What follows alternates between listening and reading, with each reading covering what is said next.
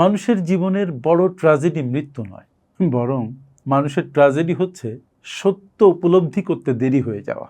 আমরা সময় থাকতে সময়, সম্পর্ক যেগুলো আমাদেরকে গিফট করা হয়েছে কোনো কিছুই মূল্যায়িত করতে পারি না।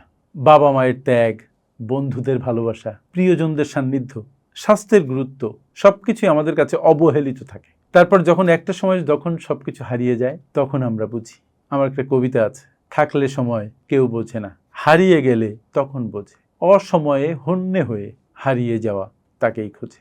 অনেকেই সারা জীবনকে ডেডিকেট করে দেয় অর্থবিত্ত উপার্জন করার জন্য, কিন্তু এক পর্যায়ে যেই বোঝে যে না, অর্থ দিয়ে তো শান্তি কেনা যায় না। কেউ অহংকারে সম্পর্ক ভেঙে ফেলে, পরে নিঃসঙ্গতায় কাঁদে। বিশ্বাস করুন, আমাদের জীবন বারবার আমাদের সতর্ক করে, কিন্তু আমরা তা শুনতে পাই না। আর ট্র্যাজেডি তখনই ঘটে যখন আমাদের প্রকৃত শিক্ষা আসে, কিন্তু আর আগে ফিরে যেতে পারি না। তাই আজই মূল্য দাও, ভালোবাসো, ক্ষমা করো এবং সচেতনভাবে বাঁচো।